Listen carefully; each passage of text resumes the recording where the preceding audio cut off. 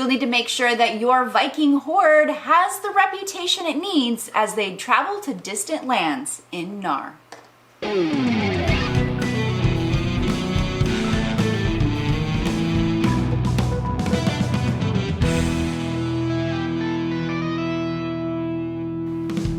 Hey gang, thanks for joining us at Tantrum House Studio 3. I'm Will Meadows. And I'm Sara Meadows. Today we're reviewing the game Knarr from Pandasaurus.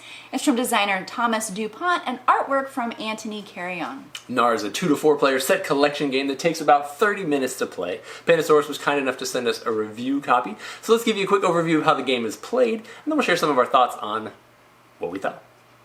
On your turn, you will first gain possible reputation points, and then you'll either recruit new Vikings to your crew or explore new lands. To recruit, you will play a Viking to your tableau and activate all of the color's benefits. So here, you'd gain a bracelet, a reputation, and victory point. Then, based on the color that you played, you will gain the Viking in that column to your hand. When you explore, pay the cost by discarding Vikings or recruits and place the card above your board. Once during each turn, you are allowed to trade with other lands, and each spent bracelet will trade with the next column. So here, 2 bracelets will give me a victory point, a reputation, and a recruit. The end of the game is triggered when someone has reached 40 points. The round finishes, and then the player with the most points wins. Pandasaurus has given us another large box experience in a small box game. Knarr is a pretty slick little tableau building game where you're going to be playing just color Viking cards from your hand. You are going to be doing a lot of hand management in the game. That's really, I think, the key to doing well in the game is having the right color cards, drafting the right color cards each time so that you can play them in a way that gets you big points and kind of chaining abilities and growth on your turn as you go throughout the course of the game.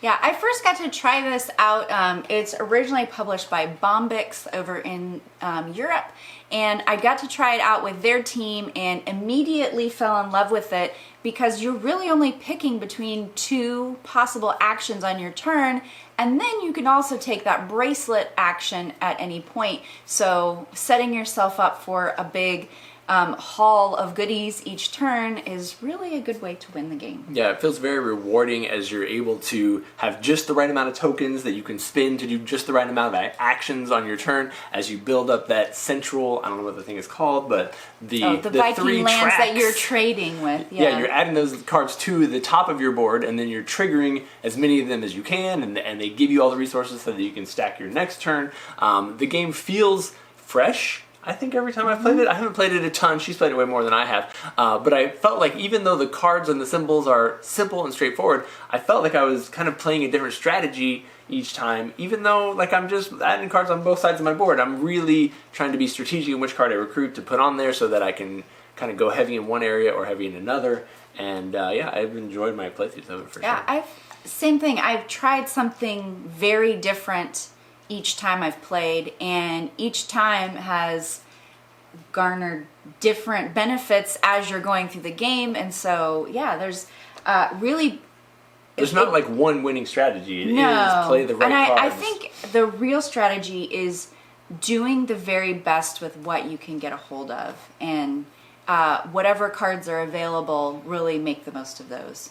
The artwork for it was, straightforward, but I really did find it attractive. I like the color scheme a lot. The sliding your little tokens into your board is a nice way to keep track of things. It didn't feel like anything was just outrageously mind-blowing amazing, but it also, it all just felt smooth. Like, the entire experience was just it's easy to learn, it's easy to play, but I want to play it again. It's one of those good little, take this to game night because it fits in your bag and you can hold more than one game. Yeah, and it's a 30-minute game, so, and I think more experienced players may rush that a little bit more, or a lower player count could as well.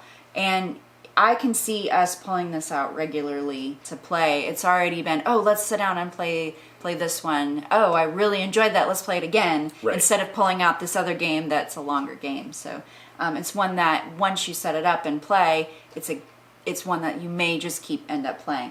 There is one mini expansion, if you want to call it that, that's in the box called Artifacts.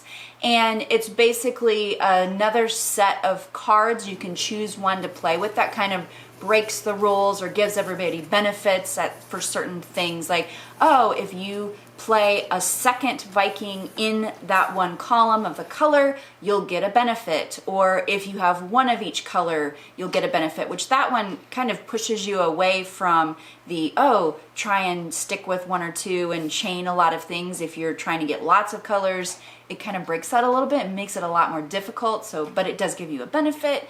So those extra cards can change up the gameplay quite a bit because you'll be focusing on new things. So if you're looking for a game that's easy to teach to people, but also fun to replay over and over and over with new groups of people, then definitely check out Knarr from Pandasaurus Games. And then as always, thank you guys so much for tuning in, following along, liking everything that we have going on here at Tantrum House.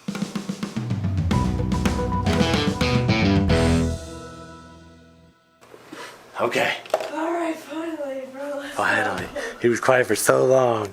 Tuning in, following along, checking out all our videos here at Tantrum House. I did it again.